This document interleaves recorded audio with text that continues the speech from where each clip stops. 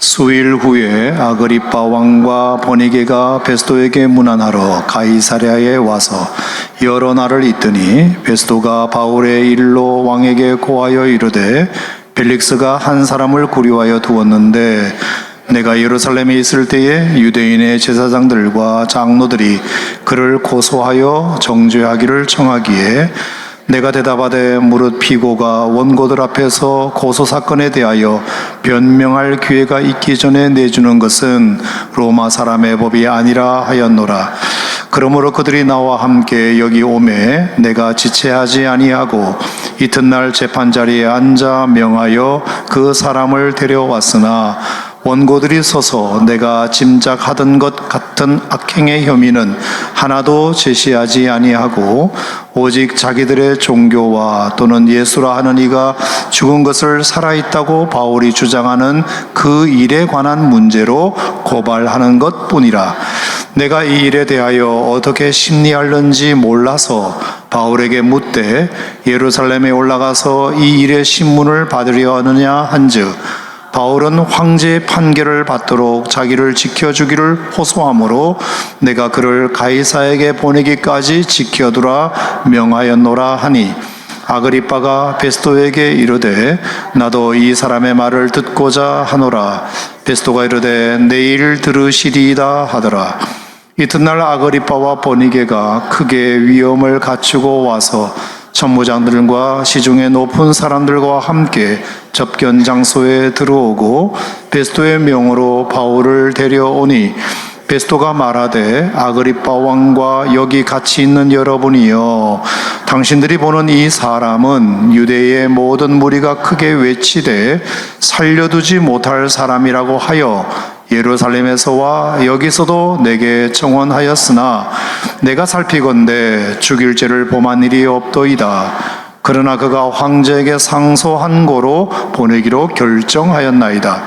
그에 대하여 황제께 확실한 사실을 아랠 것이 없으므로 신문한 후 상소할 자료가 있을까 하여 당신들 앞 특히 아그리빠 왕 당신 앞에 그를 내세웠나이다. 그 죄목도 밝히지 아니하고 죄수를 보내는 것이 무리한 일인 줄 아나이다 하였더라.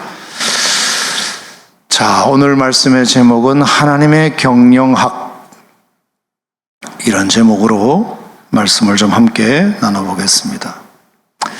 하나님에게도 배울 경영학 이론이 있다, 그 생각이 제게 들기 때문인데요.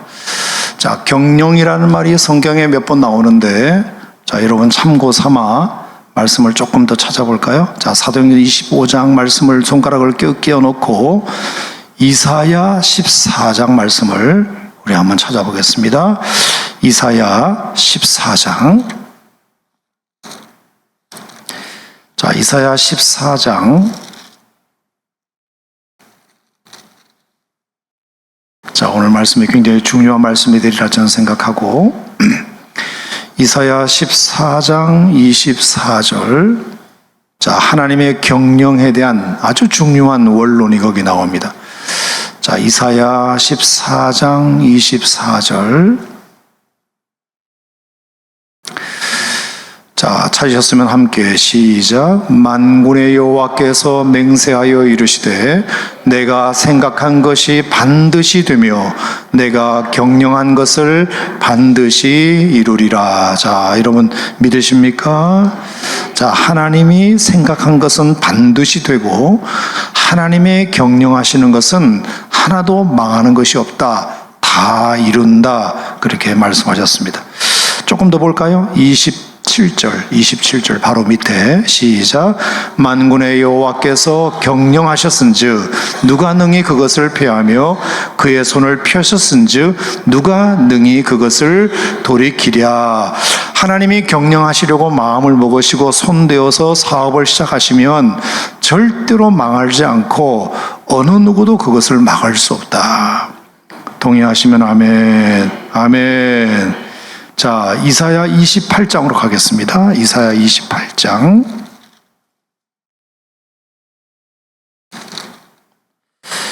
자, 이사야 28장 29절 말씀. 자, 어떻게 하나님의 경영은 이렇게 탁월하시고 100% 성공하며 절대 누구도 그 사업을 망하게 할 수 없느냐 하면은 이유가 있습니다. 이사야 28장 29절 시작. 이도 만군의 여호와께로부터 난 것이라. 그의 경영은 기묘하며 지혜는 광대하니라. 하나님의 경영은 매우 기묘하고 지혜롭고 광대하기 때문에 그 지혜를 넘보거나 능가할 수 있는 어떤 세력도 없기 때문이다. 이렇게 말씀하고 있습니다. 자, 찾지 않겠지만 잠언 16장 3절을 말씀해 보면 너희 행사를 다 여호와께 맡기라. 그리하면 네가 경영하는 것이 이루어지리라. 자, 그러니까 하나님의 경영학 이론이 너무나 탁월하고 어떤 하나님의 사업도 망하는 법이 없기 때문에 하나님의 경영에 그 경영권을 맡기면, 행사를 여호와께 맡기면 네가 경영하는 것도 이루어질 수 있다. 이렇게 말씀하셨습니다. 잠언 16장 9절 말씀에도 보면 사람의 마음으로 자기의 길을 계획할지라도 그의 걸음을 인도하시는 이는 여호와이시니라 말씀하셨습니다. 우리가 아무리 많은 계획을 가지고 있어도 하나님께서 경영해 주시면, 인도해 주시면 된다는 말입니다. 자, 잠언 19장 21절 말씀에도 굉장히 중요한 말씀이 있는데, 자, 한번 따라하겠습니다. 사람의 마음에는 많은 계획이 있어도 오직 여호와의 뜻만이 완전히 서리라. 아멘. 여호와의 뜻만이 완전히 세리라. 사람에게는 계획이 있지만 결국 이루어지는 것은 하나님의 뜻이 이루어진다는 겁니다. 사람에게 많은 계획이 있지만 하나님의 뜻이 결국은 이루어진다. 자, 1년의 이 말씀을 통해서 우리가 좀 정리할 수 있는 명제는 하나님도 뭔가를 경영하고 계신다. 하나님도 이 세상을 경영하고 계신다. 하지만 하나님의 그 경영은 확실하다. 그러므로 우리의 계획도 우리의 경영도 하나님께 맡기면 하나님이 친히 경영해 주신다. 그리고 더 확실한 것은 우리의 계획이 하나님의 뜻에 부합한다면 그건 100%다. 여러분, 이 사실을 믿으실 수 있기를 주님의 이름으로 축복합니다.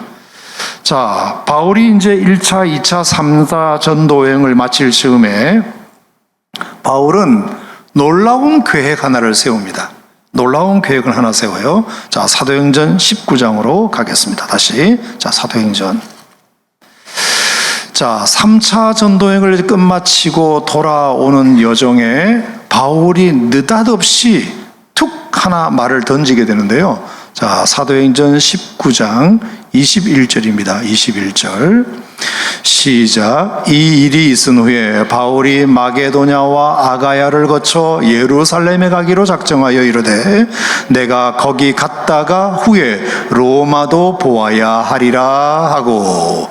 자, 바울이 3차 전도여행까지 세 번째 전도여행을 끝내고 이제 예루살렘을 향하여 가는 길에 내가 예루살렘에 가기로 작정하여 이르되 내가 거기 갔다가 후에는 로마도 보아야 할 것이다. 자, 두 개의 장소를 바울의 입으로 언급을 합니다. 첫 번째, 나는 예루살렘에 간다. 그리고 두 번째, 예루살렘이 끝이 아니다. 나는 로마도 갈 것이다.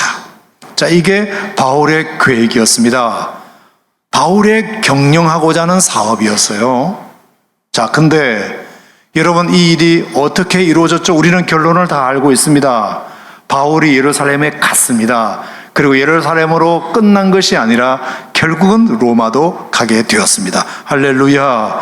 자, 바울의 이 계획, 사람의 계획이지만 하나님께서 그 걸음을 인도하셨고, 사람의 계획이지만 하나님의 뜻만이 완전히 선다고 말씀하셨는데, 어떻게 하나님께서 이 바울의 경영하는 것이 그대로 이루어질 수 있었을까? 자, 그 비결은 사도행전 23장 11절 말씀에 있습니다. 자, 23장 11절 보겠습니다.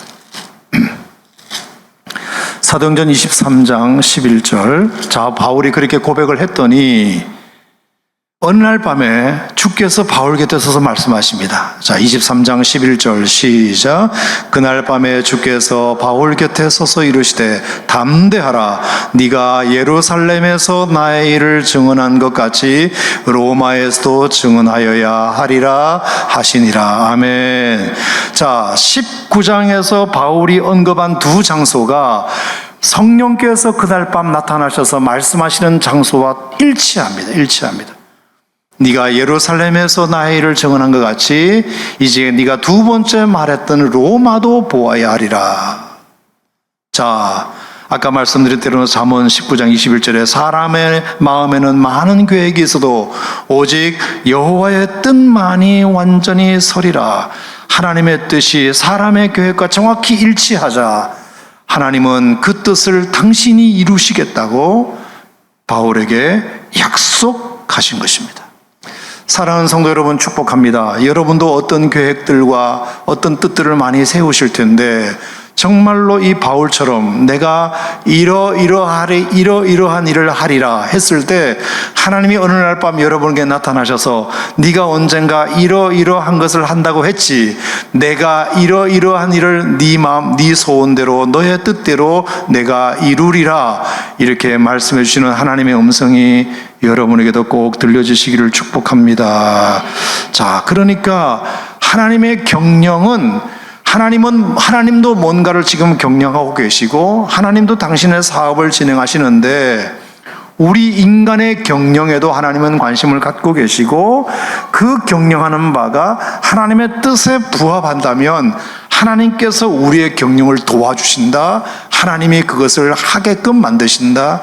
오늘 이것이 먼저 여러분에게 꼭 드리고 싶은 결론입니다. 자, 하지만 여러분도 알다시피 그 과정은 쉽지는 않습니다. 하나님이 우리의 계획을 도와주신다고 말씀하셨어도 하나님의 뜻에 부합하는 계획이 아무리 우리에게 수립되었다 하더라도 그것이 당장 내일 그냥 누워서 떡 먹는 것처럼 그냥 가만히 앉아서 감 떨어지는 것을 기다리는 것처럼 그렇게 되는 것은 아닌 것 같습니다. 많은 기다림과 많은 준비와 때로는 뼈아픈 노력과 각오가 우리에게 동반될 때도 있다. 그것이 오늘 우리에게 이제 숙제입니다. 자, 여러분도 한번 생각해 보세요. 내가 어느 순간, 어느 때, 어느 날 밤에, 어느 새벽 기도에 하나님 앞에 내가 이런 기도를 드린 적이 있는데 내가 하나님께서 나에게 응답도 주셨는데 왜 지금 아직도 그것이 이루어지지 않고 있느냐? 그것은 나의 계획과 하나님의 응답이 있었지만 그 중간 과정 속에서 내가 겪어야 할 준비와 각오와 기다림에 대하여 우리가 그 과정을 무시했기 때문에 그 과정을 우리가 인정하지 않고 그냥 패스 그리고 킵하려고 했기 때문에 결국은 우리가 하나님의 뜻이었음에도 불구하고 하나님이 약속하셨음에도 불구하고 우리에게 이루어지지 않는 일들도 허다하다는 것입니다. 자, 그래서 오늘 우리가 일련의 말씀을 저와 여러분이 함께 나누면서 바울의 뜻이 하나님에 의해서 이루어지게 되는 그 과정을 보면서 그 바울이 겪었던 고초, 어려움, 그것들을 우리가 묵상하면서 우리에게도 이런 인내와 기다림과 각오가 필요하겠구나 하는 것을 여러분과 함께 좀 나눠보고자 합니다. 자, 여러분 잘 아시는 대로 바울은 예루살렘에게 가는 것부터 그냥 보통 각오로 간 것이 아닙니다. 하나님, 나 예루살렘에 가고 싶어요. 하나님, 나 로마에 가고 싶어요. 그래, 네가 예루살렘에 가고 로마에 가게 해줄게. 하나님이 그렇게 약속했지만 바울은 바울 나름의 각오가 분명했습니다. 자, 그게 뭐죠? 사도행전 20장에 보면은 이런 말씀이 있어요. 보라, 이제 나는 성령에 매여 예루살렘으로 가는데 거기서 무슨 일을 당할는지 알지 못하노라. 오직 성령이 각성해서 내게 증언하여 결박과 환난이 나를 기다린다 하시나. 자, 자신의 계획과 하나님의 약속 사이에는 기다림이 있습니다. 기다림이. 그 기다림은 뭐냐? 그냥 단순한 시간의 기다림이 아니라 결박과 환난이었습니다. 여러분, 하나님의 약속은 그렇게 쉽게 이루어지는 것이 아니에요. 우리의 계획이 하나님의 경영권 안에 들어가려면 결박과 환난이 나를 기다린다 하시나 이 각오가 우리에게 있어야 됩니다. 보라, 이제 나는 성령에 매여 예루살렘으로 가는데 거기서 무슨 일을 당하는지 알지 못하노라. 오직 성령이 각성해서 내게 증언하여 결박과 환난이 나를 기다린다 하시나 내가 달려갈 길과 주 예수께 받은 사명 하나님의 은혜의 복음을 증언하는 일을 마치려 하면은 나의 생명을 조금 더 귀한 것으로 여기지 않겠다는 각오와 결단이 우리에게 필요합니다. 대부분의 사람들이 여기서 다 넘어집니다. 쉽게 얻을 수 있는 것은 없습니다. 하물며 하나님의 뜻이 이 땅에 이루어지는 일이 어떻게 그렇게 쉽게 가만히 열중시하고 양반다리하고 앉아서 그냥 감 떨어지듯이 떨어지는 것이 하나님의 경영이겠습니까, 여러분? 결박과 환난이 나를 기다린다 하나 나는 하나님께서 약속하신 바가 있기 때문에 그 과정의 어려움은 내가 통과하겠다. 그건 내 숙제다. 내 숙제다. 하나님께서 이루시는 것은 하나님이 하실 일이지만 그것을 이루기까지 내가 겪어야 할 고초와 환난은 그 내가 통과해야 할 숙제다. 이 각오가 우리에게 필요하다는 것이죠. 자, 그래서 바울은 예루살렘에 갔고 그 예루살렘에서 뜻하지 않는 하지만 각오한 여러 가지 고초를 겪게 됩니다. 자, 그것이 우리가 지금까지 몇 주 동안 봐왔던 사도행전 21장부터 오늘 25장까지 있었던 일련의 일들입니다. 자, 정리 한번 해볼까요? 자, 바울이 예루살렘에 도착을 했습니다. 도착을 해서 야고보 목사님을 만나서 이런저런 이야기를 하고 있는 중에 갑자기 뜻하지 않게 에베소에서 원정 박해대가 도착합니다. 에베소에서 원정 박해대가 도착을 해요. 그래서 엄청난 소란을 피웁니다. 저 바울 저 죽일 사람이다. 저 죽어 마땅한 사람이다. 율법을 모욕하고 성전을 더럽히고 동족을 비방한 아주 죄인 중에 죄인이라는 근거도 없는 소문을 퍼뜨리기 시작합니다. 순식간에 사람들이 바울에게 달려들어서 사람들이 바울을 죽이려고 하죠. 그러자 천부장이 그날 그 예루살렘의 치안을 맡고 있는 천부장이 그 소식을 듣고 소동이 나면 안 되니까 간신히 바울을 이제 빼돌려 가지고 말리게 됩니다. 자, 그러자 자기를 보호해준, 일식으로 보호해준 그 천부장에게 바울이 부탁을 하죠. 저 백성들이 나에 대해서 잘 몰라서 그런 것 같으니까 천부장 선생님, 제가 저분들에게 한번 변명하고 간증할 기회를 한번 주세요. 괜찮겠냐? 예, 괜찮습니다. 그래서 천부장이 바울로 하여금 유대인들에게 말할 수 있는 기회를 준 것이 여러분 읽으신 사도행전 22장에 나오는 바울의 간증이에요. 여러 간증들을 자기가 옛날에는 어떤 사람이었는데 내가 예수님을 어떻게 만나게 되었고 그래서 내가 어떻게 변화되었고 그래서 내가 어떤 새로운 사명을 갖게 되었는지를 정말로 소상하게 논리적으로 유대인들이 알아듣기 쉽게 이렇게 말을 하게 됩니다. 자, 그러면 바울 생각에 그 사람들이 동의해 줄 줄 알았습니다. 근데 여러분 어떻게 됐죠? 듣기도 싫다, 죽어 마땅하다, 살려둘 가치가 없다. 그 간증을 듣고도 유대인들이 그렇게 반응을 보이게 됩니다. 자, 그러자 천부장은 그 바울이 단순한 유대인이 아니라 로마 시민이라는 것을 알게 되어서 이거는 로마 시민을 로마 사람들이 보호해 주지 않으면 나중에 자기에게 책임이 돌아올 것 같아서 천부장으로서 로마 시민인 바울을 이제 보호해 주게 됩니다. 보호해 주게 됩니다. 자, 그러면서 이제 동시에 조사에 들어가게 되는데 알고 보니까 이 사람이 로마 시민으로서 무슨 로마 거의 가이사에게 어떤 죄를 지은 것이 하나도 없다는 결론이 나자 그러면 저렇게 유대인들이 떠드는 이유가 뭔가? 유대 율법을 어겨서 그런가 싶어서 그럼 당신이 공회에 가서 당신의 무죄를 좀 증명하라. 그래서 바울을 공회 앞에 세우게 됩니다. 하지만 그 공회 앞에서 변명도 할 수 있는 시간도 주지 않고 거기 대제사장 아나니아가 그냥 듣기도 싫다 그러면서 살려둘 가치가 없다 그러면서 입을 틀어막아 버리고, 그리고 자기들끼리 바리새인과 사두개파 사이에 싸움이 벌어져서 오히려 분란이 일으켜지게 됩니다. 그래서 천부장이 다시 바울을 데려다가 자신의 관저에 보호를 해주게 되죠. 자, 그러자 어떤 일이 벌어지죠? 또 40명의 암살단이 조직됩니다. 암살단. 그 사람들은 바울을 죽이기 전에는 우리가 먹지도 않겠다는 아주 각오를 단단히 하고 대제사장 아나에게 부탁해서 저 천부장에게 얘기해가지고 바울을 빨리 돌려보내라고 그래라. 그럼 돌려보내는 길에 우리가 길에 매복하고 있다가 저 사람을 지도새도 모르게 죽여버릴 생각이다. 자, 그렇게 계획이 되자 정말로 듣도 못했던, 정말로 성경에 딱 한 번 등장하고 사라지는 바울의 생질이 나타납니다. 생질. 조카가 나타나요.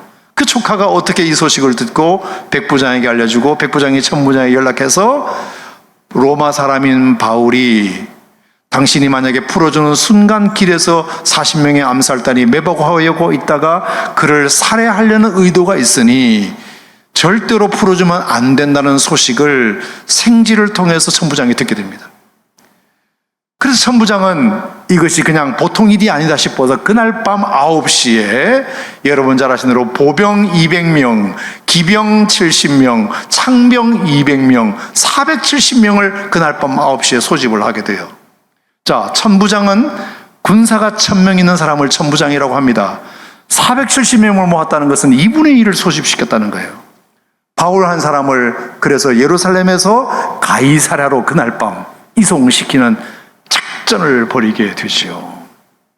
다음날 아침에 일어나고 보니까 바울이 천부장에 의해서, 글라우디오 루시아라는 천부장에 의해서 가이사랴로 옮겼다는 소식을 듣고 더둘로라는 말 잘하는 변호사를 매수해가지고 그리고 가이사랴까지 다시 와서 다시 또 바울을 고발하게 되죠. 얼마나 이 더둘로가 말을 잘하는 사람이었는지 몰라요. 바울은 유대인을 소란케 한 사람이요, 이단의 우두머리요, 성전을 모욕한 사람이라고 이렇게 협박을 하자 바울은 당당하게 변호를 합니다. 아니, 내가 이 예루살렘에 온 지 12일밖에 안 됐는데 내가 무슨 소란을 피울 일이 있냐. 그 중에 7일은 벌써 성전에서 결례하느라고 내가 7일을 허비했는데 그 며칠 만에 내가 뭐라고 이 예루살렘을 소동케 한다는 말이냐. 그리고 나는 율법과 선제를 누구보다도 철저하게 지켰던 사람이고, 그리고 우리 민족에게 구제 헌금을 가지고 이방 사람들로부터 헌금을 걷어서 내가 여기까지 오기까지 한 사람이다. 내가 성전에서 7일 동안 결례까지 행한 사람인데 무슨 근거로 성전을 더럽혔다, 성전을 모욕했다 말하는 거냐. 그러니까 나를 정말로 고발하려거든 저 더둘로라는 변호사 말고 그들이 직접 와서 나를 고발하라고 해라. 이렇게 바울이 당당하게 나가자 펠릭스가 가만히 듣고 그것을 알았다고 해놓고 그들을 돌려보낸 다음에 그들을 고발했던 유대인들을 부르지도 않고 유대인들은 오지도 않습니다. 그러자니, 하지만 벨릭스는 바울을 풀어주지를 못해요. 왜? 또 소동이 날까봐. 잡아 가두고 있자니 죄가 없고 풀어주자니 소동이 날 것 같고, 그래서 어떻게 하면 좋을까 고민하다가 2년을 끌어버립니다. 어떤 재판도 하지 못하고. 그리고 벨릭스가 베스도로 총독이 바뀝니다. 자, 그래서 25장에 이제 베스도라는 총독이 부임해서 벌어진 일입니다. 자, 베스도라는 총독이 부임하자마자 사흘 만에 예루살렘에 인사차 올라갔더니 대제사장과 장로들이, 유대인들이 와서 새로 부임한 베스도 총독을 보자마자 당신한테 우리가 건의할 것이 있어. 그 처음에는 예루살렘에 무슨 수도를 놔달라는 거냐, 아니면 무슨 다리를 하나 지어달라는 거냐, 이럴 줄 알았는데 저 당신이 잡고 있는 그 바울을 빨리 예루살렘으로 좀 보내주시오. 나중에 알고 보니까 오는 길에 또 매복했다가 바울을 죽이려고 하는 의도였죠. 40명의 암살단이 2년이 지난 지금까지도 여전히 활동하고 있다는 뜻입니다. 그 베스도가 그걸 듣자마자 기가 막혀가지고 안 된다고 딱 잘라 말해버립니다. 첫 번째 이유는 바울은 지금 가이사랴에 내수하에 있는 죄수다. 그리고 그 사람은 이미 로마의 법정에 섰기 때문에 내가 예루살렘에 데리고 올 이유가 없다. 그리고 만약에 당신들이 정말 고발할 것이 더 있다면 내가 조금 있으면 가이사랴로 돌아갈 터니 너희들도 같이 나랑 가가지고 내가 있는 데서 한 번 더 고발하는 것은 오케이다. 그래서 열흘이 지난 다음에 베스토는 가이사랴로 돌아갔고, 그리고 그 뒤를 따라서 또 대제사장과 유대인들이 따라와서 지금 이제 이야기를 하고 있는 상황이 된 것입니다.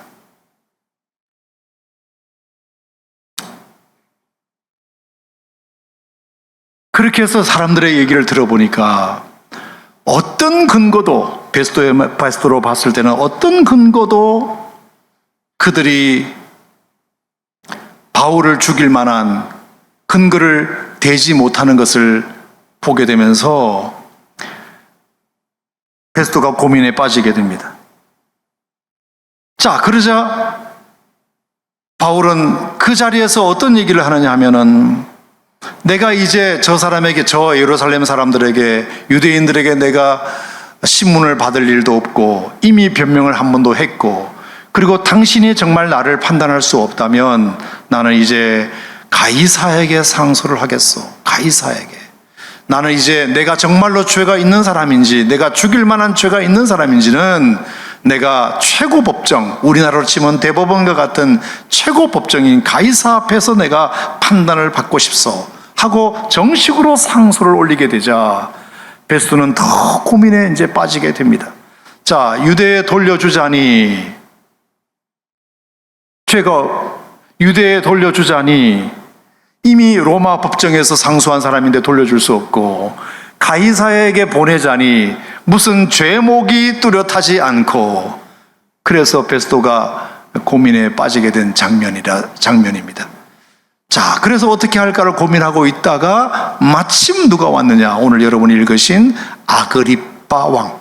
아그리빠 왕이 부임한 총독에게 인사차 아그리빠 왕이 이제 찾아오게 되는데요. 자, 아그리빠는 이제 유대의 분봉왕으로서 이스라엘의 북쪽 지역을 다스리고 있는 왕이었고요. 레바논 지역이나 이런 데 다스리고 있었고, 성전 관할권을 그리고 가지고 있었고, 대사장 임명권을 가지고 있었기 때문에 그래도 어느 정도 이 부분에 대해서 잘 알고 있는 사람이라고 생각하고 이제 베스토가 아그리빠와 의논을 하게 된 겁니다.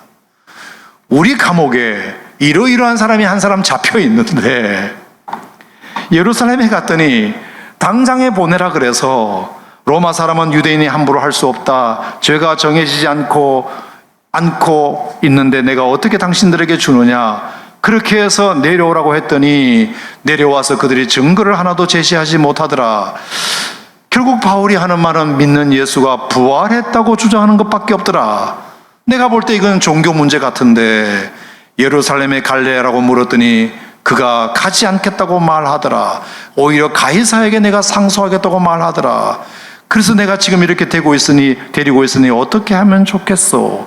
라고 아그리빠에게 이제 의논을 하게 된 결과, 아그리빠는 그러면 나도 한번 그 사람의 이야기를 들어보겠소 하면서 그러면 내일 약속을 잡은 것이 오늘 여러분 본문입니다. 자, 그리고 나서 그 다음날 아그리빠는 번이게를 데리고 천부장들을 데리고 시의회 의원들을 대동하여 그들에게 모여서 이제 베스토의 말을 듣고 바울의 말을 듣게 되었다는 내용이 오늘 본문 말씀입니다. 자, 여기까지 제가 이제 개괄 설명을 드리고, 자, 제가 드리고 싶은 말씀은 여러분, 자, 지금까지 바울은 예루살렘에 와서 말입니다, 무려 5번 똑같은 이야기를 반복하게 됩니다. 자, 첫 번째가 22장의 유대 백성들을 향해서요.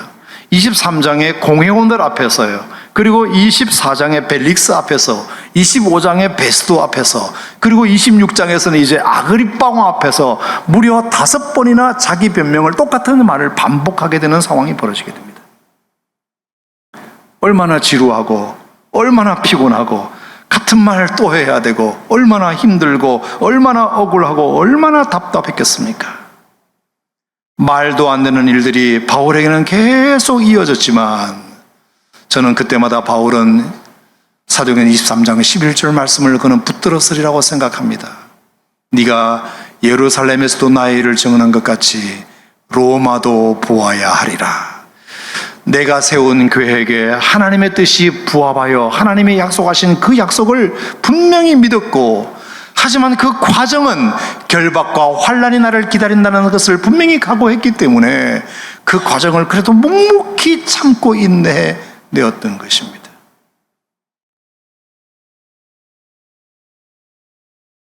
하지만 여러분, 바울에게는 두려움과 무서움도 분명히 있었으리라고 생각합니다.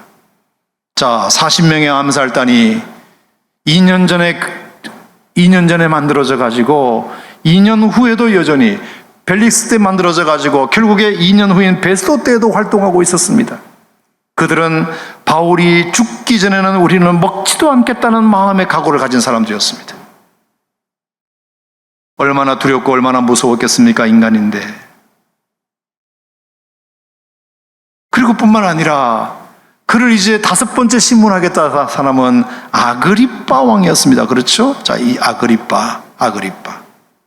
자, 여러분, 이 아그리빠는 아그리빠 2세인데요. 그의 아버지가 아그리빠 1세죠. 아그리빠 1세. 여러분, 이 아그리빠 1세는 성경에 보면 뭐라고 되어 있죠? 최초의 순교자였던 야고보를 죽인 사람이에요. 야고보.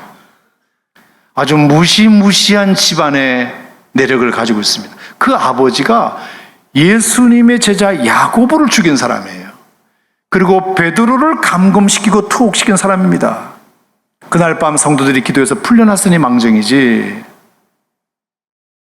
그리고 자기 자랑을 하다가 하나님께 영광을 돌리지 않아 충이 먹어 죽은 사람이 아그리빠 1세.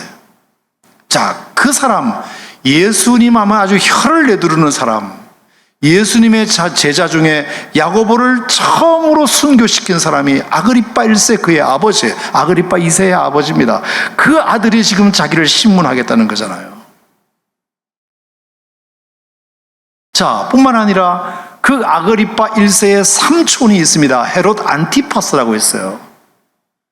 이 헤롯 안티파스는 침례 요한을 죽인 사람입니다. 헤로디아라는 동생의 부인을 이 헤롯 안티파스가 자기 부인으로 뺏어다가 자기 부인을 삼게 되자 침례 요한이 그러면 당신 안 되지 라고 했다가 너가 뭔데 안 된다고 그래? 이러면서 그 헤로디아의 딸 살로메가 자기 앞에서 춤추는 모습이 너무 예뻐서 그래, 네가 춤추는 모습이 너무 예쁜데 내가 너의 소원을 하나 들어주마. 무슨 소원이면 좋겠니? 라고 하자 그 살로메가 엄마한테 얘기해가지고 저 아저씨가 내 소원 하나 들어준다고 하는데 엄마, 저 아저씨에게 내가 무슨 소원을 말하면 좋겠어? 그래, 침례 요한 목을 따라고 그래라. 그 헤로디아의 말을 듣고 헤롯 안티파스가 침례 요한을 죽인 사람입니다.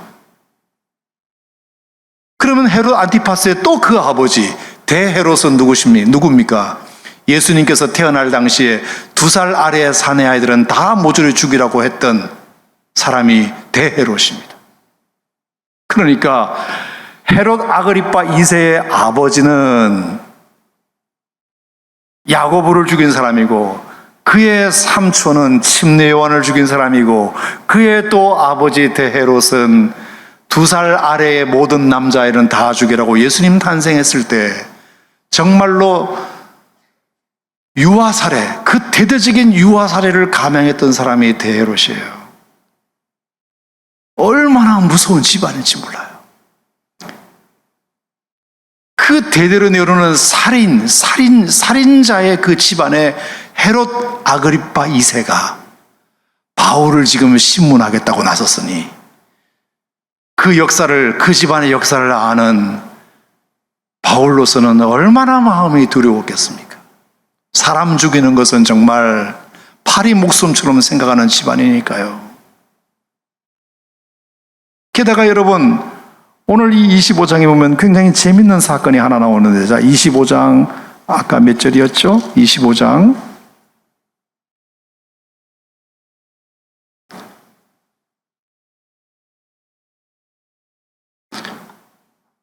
자, 13절 말씀해 보면 수일 후에 아그리파 왕과 버니게가 베스도에게 문안하러 가이사랴에 왔다. 자, 버니게라는 사람이 나타납니다. 자, 이 버니게는 여자예요.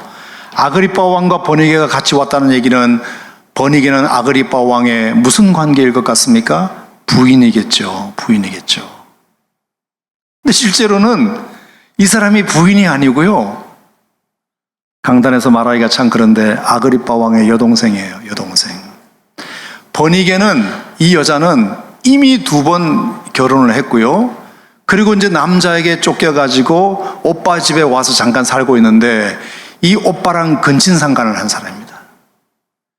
그래서 한때는 여동생과 오빠가 부부관계를 맺었던 사람이에요.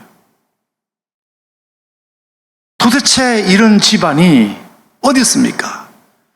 근데 그 아그리파, 무시무시한 내력을 가지고 있는, 집안 내력을 가지고 있는, 정말로 사람 한 사람 죽이는 건 파리 목숨처럼 생각하고, 특별히 예수님 탄생 때 2살 아래의 아들을 다 죽여버려라, 야고보를 죽이고 침례요한을 죽인 전적이 있는 집안 내력을 가지고 있는 그 아그리파가 자기 여동생과 근친상간 가운데 있는 버니게를 데리고 바울이 옳은지 나쁜지 한번 우리가 조사 좀 해봐야 되겠다고 신문하러 나온 겁니다.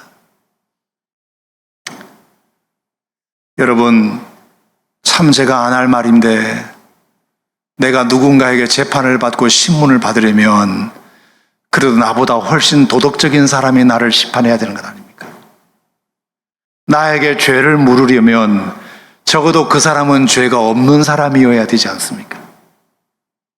근데 그런 집안 꼴을 하고서도 그런 살인자의 피가 흐르는 그 집안의 아그리파가 자기 여동생과 근친 관계를 가지고 있는 그 사람이 떳떳하게 부부 행세를 하면서 도대체 지금 바울을 신문하겠다고, 이자가 죄가 있는지 없는지를 판단하겠다고 나선 자리에 바울이 지금 죄수로서 서 있다고 생각해 보세요. 어떤 마음일 것 같습니까, 여러분? 속으로 말은 안 해도 너나 똑바로 해라, 이런 마음이 들지 않겠어요? 여러분, 우리가 살고 있는 사회가 어쩌면 이런 사회에 우리가 살고 있을 수도 있습니다. 정말로 말도 안 되는, 정말 인간 이하 수준밖에 안 되는 사람들이 권력이라는 옷을 입고 우리를 재단하려고 하고, 우리를 죽이려고 하고, 우리를 심판하려고 하고. 여러분, 특히 이 말씀을 보세요. 굉장히 재미있는 표현이 거기 있어요. 자, 어디냐?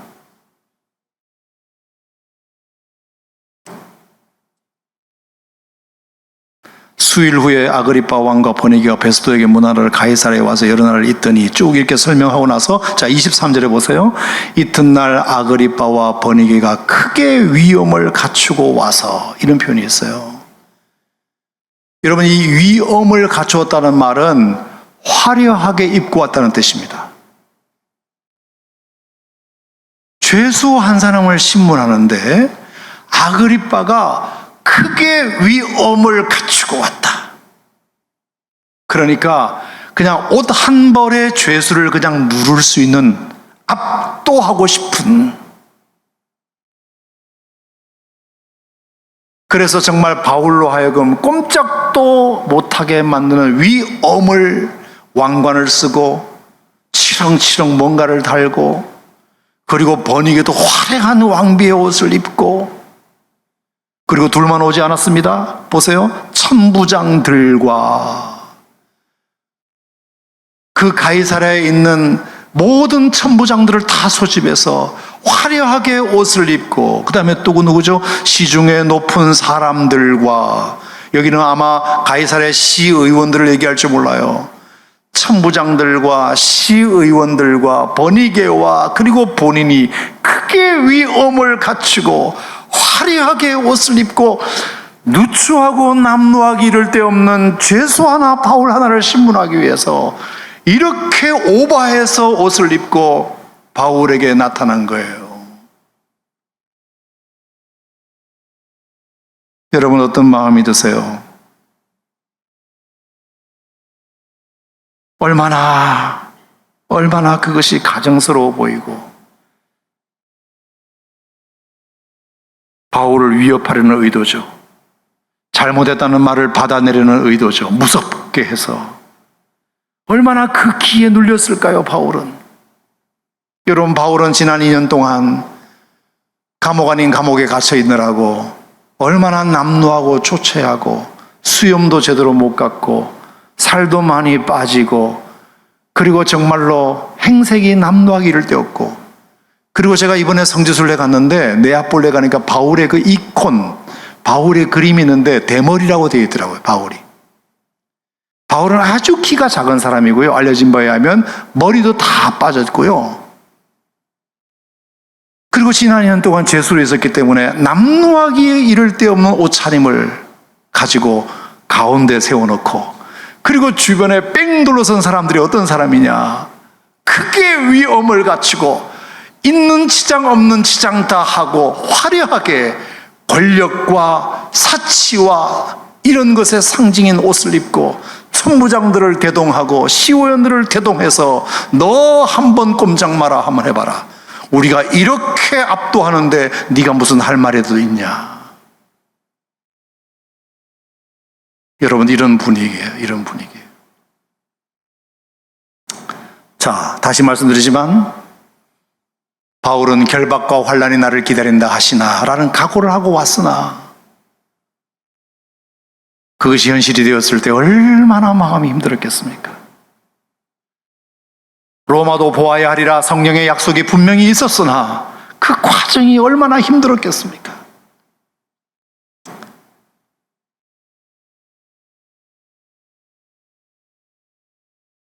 하지만 오늘의 결론은 여러분들 잘 아시다시피 저는 그렇게 생각합니다.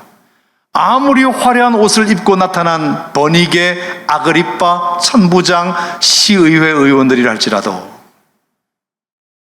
그 자리에서 진짜 당당했던 사람은 저는 그들이 아니라 바울이었다고 생각하는데 동의하시면 아멘 하시기 바랍니다.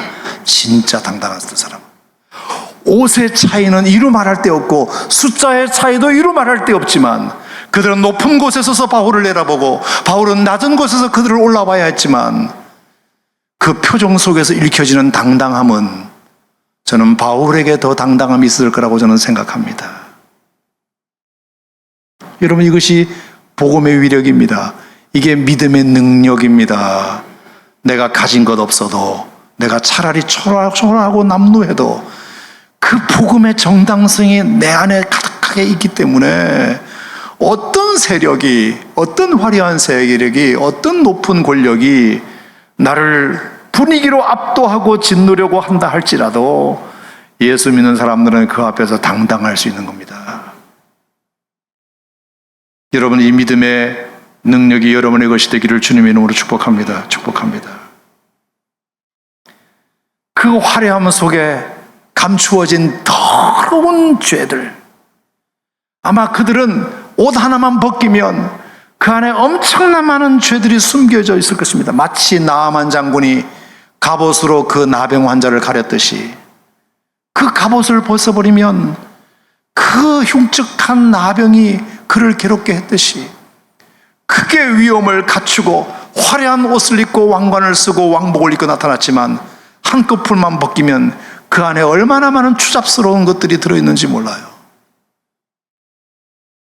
하지만 바울은 옷은 남루했지만 아마 바울의 그 남루한 옷을 하나만 벗어도 그 안에 보석처럼 빛나는 찬란한 거룩한 옷이 그를 빛나게 했을 거라고 저는 생각합니다.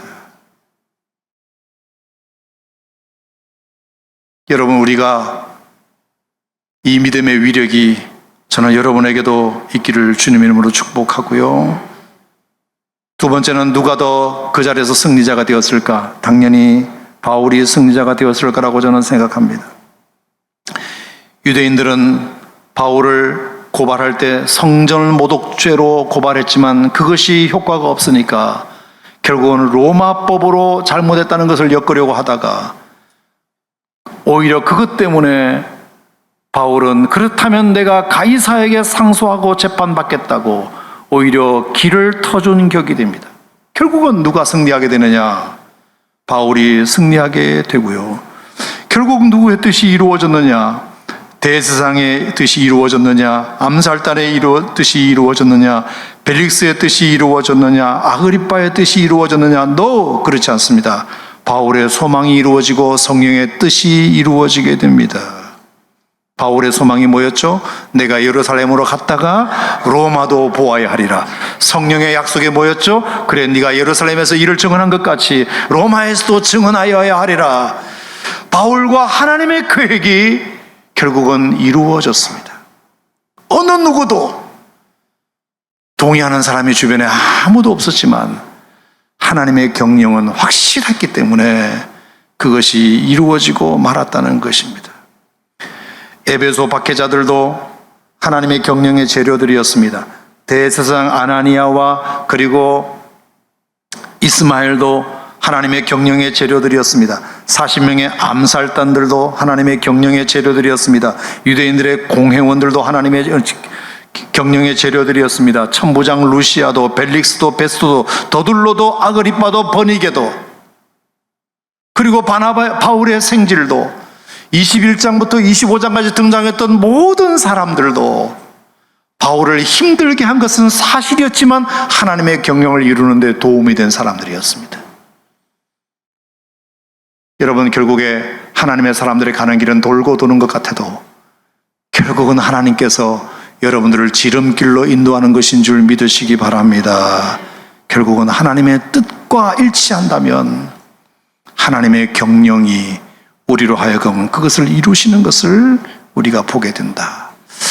결국 그래서 바울은 이제 26장 이하에 보면은 바울이 로마의 죄수로 호송되어서 수많은 사람들의 호송을 받고 그리고 호송선 공짜로 타고 그래서 로마까지 입성하게 되는 하나님의 계획, 하나님의 경영, 바울의 소원이 그대로 이루어지는 수많은 박해자들이 있었지만 수많은 방해자들이 있었지만 하나님께서 그 방해를 뚫고 오히려 그것을 모아 하나님의 선하신 뜻을 이루는데 아름답게 쓰임받았다고 한다면 여러분, 제가 여러분에게 꼭 부탁드립니다. 여러분의 뜻대로 여러분의 과정이 잘 이루어지지 않는다 하더라도 이것은 오히려 내 뜻과는 정반대로 하나님이 나를 이끄시는 것 같다 하더라도 여러분, 여러분의 뜻이 하나님의 뜻과 일치할 수만 있다면 하나님은 어떤 방법으로든지 어떤 계획이 어떤 일들이 우리에게 있다 하더라도 하나님께서 선하신 당신의 뜻을 반드시 이루고야 말 것이다. 여러분, 이것이 하나님의 경영이다. 여러분, 이것을 꼭 여러분들에게 말씀드리고 싶어요.